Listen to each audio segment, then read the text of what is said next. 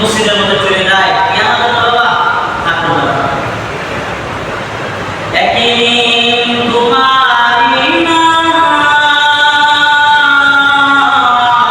মসজিদে হবে, একদিন তোমারি না মসজিদে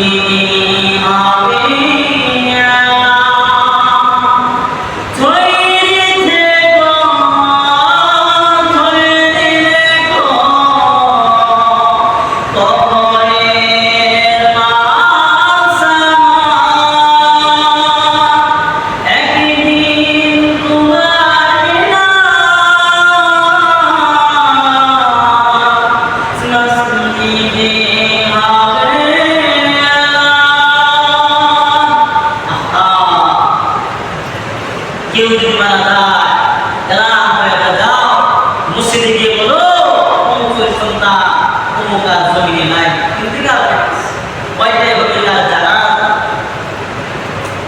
শেষ হয়ে লাশটাকে মানুষ কাজুল্লাহ করে নিয়ে যায় কোথায়? জঙ্গলের মধ্যে নিয়ে যাবে জঙ্গল, যে জায়গার মধ্যে বাস থাকে জঙ্গল থাকে ওই জায়গার মধ্যে একটা লাশকে নিয়ে যায়, লাশকে কবরে রেখে চলে আসে। যখন বান্দারা জীবিত ছিল তখন তার বিছানা ছিল এসি ওয়ালা, রুমে ছিল, বিদ্যুৎ চলে গেলে ফ্যান বন্ধ হয়ে গেলে নতুন আরেকটা ফ্যান লাগাতো, এসি লাগাতো, জেনারেটর লাগাতো, কত আরামে বান্দা থাকতো, কত সুন্দর রাস্তার পাশে বান্দা থাকতো, মানুষ রাস্তা দিয়ে চলাফেরা করতো, সে মানুষের পায়ে জুতা শব্দ করতে পারে। কিন্তু নকশা বন্ধ হয়ে গেছে, চোখটা বন্ধ হয়ে গেছে, তো বান্দাকে নিয়ে গেছে জঙ্গলে, যেই জায়গার মধ্যে বান্দারা দিনের মুহূর্তে এক এক জায়গা, যেই জায়গার মধ্যে সাপ থাকে, যেই জায়গার মধ্যে সাপ থাকে, যেই জায়গার মধ্যে জিন থাকে, যেই জায়গার মধ্যে শয়তান থাকে, যেই জায়গার মধ্যে ময়লা বানানো হয়, যেই জায়গার মধ্যে নিকৃষ্ট ময়লা বানানো হয়, ওই জায়গার মধ্যে তোমার খবর পেয়ে যাবে, সেই জায়গার মধ্যে তোমার খবর হয়ে যাবে, যেই জায়গার মধ্যে কেউ যায় না, যেই জায়গায় কল্পনা কেউ করতে পারে না, কেউ ভাবে না ওই কবরে ওই জায়গার মধ্যে একটা ঘর বানাবো, কেউ ভাবতে পারে না, কিন্তু তুমি মারা গেছো, তোমার লাশটা নিয়ে যায় কবরে, এবার একটা জঙ্গলের মধ্যে ফেলে চলে আসে, যে একটা ভালো সন্তান দেয় না, কে দেখি তো বাবা কেমন আছে, মা কেমন আছে, কবরে বসে দাঁড়ায় পারে না, একবার তুমি দোয়া করো, তুমি আমার মা তুমি আমার বাবাকে মাফ করে দাও, একটা বড় সন্তান দেয় না, কেন দেয় না? কবরের সামনে গেলে যদি ভয় লাগে, কবরের সামনে যায় যদি কবর আমাকে নিয়ে যায়, যদি কবর থেকে না যদি উঠে চলে আসে, এটা একটা ভয়। এই ভয় তো দূরের কথা, আগের মানুষ ভয় পেত কবরের বাইরে গেলে ভয় পেত, আর এখন ভয় পায় না। এখন তারা কি করে? কবরের ভিতরে টিকটক বানায়, ওটা সম্পূর্ণ মিথ্যা, কবরের ভিতরে টিকটক বানায়, হুজুর এটা বুঝলাম না, টিকটক আবার কেন বানায়? যে একদিন যে কবরের পিছনে দাঁড়াচ্ছে, দাঁড়ায় না, আরেকজন কবরের ভিতরে ভিতরে বসে রয়েছে, আর একজন কবরের বাইরে দাঁড়াচ্ছে।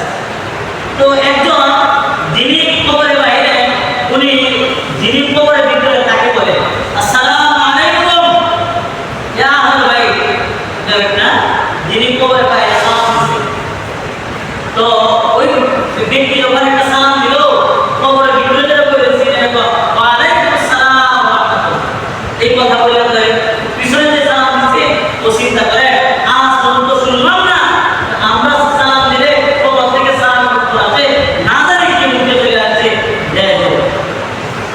অথচ কবরের আশপাশে এলে হযরত উসমান গনি, যার জন্য জান্নাতের সার্টিফিকেট তৈরি, উনি যখন কবরের পাশে যাইতেন এমন ভাবে কাঁদতেন যে দু চোখের পানি করতে করতে তার দাড়ি পড়ে গেল।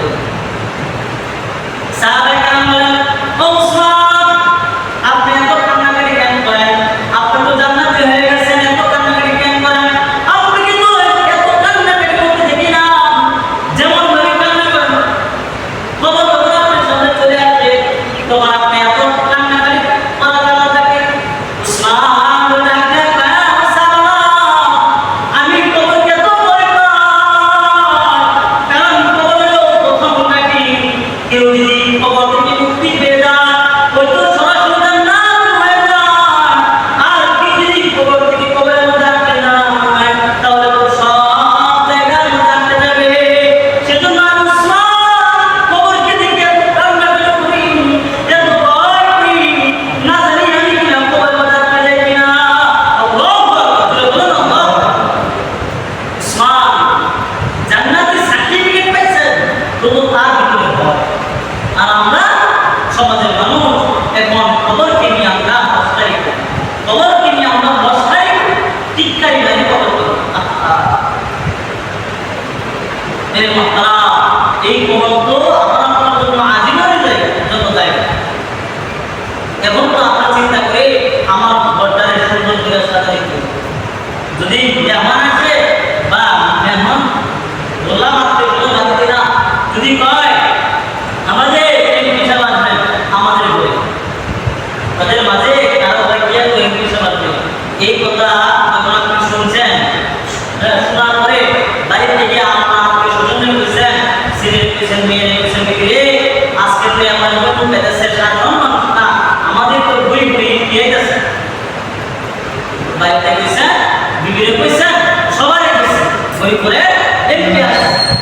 এই কথা শোনার পরে বিবি কয়, ও স্বামী শোনান, সব গল্প সুন্দর করে সাজা, গল্পকে সুন্দর করে সাজা, বুঝতে হলো না, এমন ভাবে গল্প সাজায় না যেন এমপি সাহেব দুষ না করতে পারে, আরে না করতে পারে, এমন ভাবে তুমি গল্প সাজাইবা।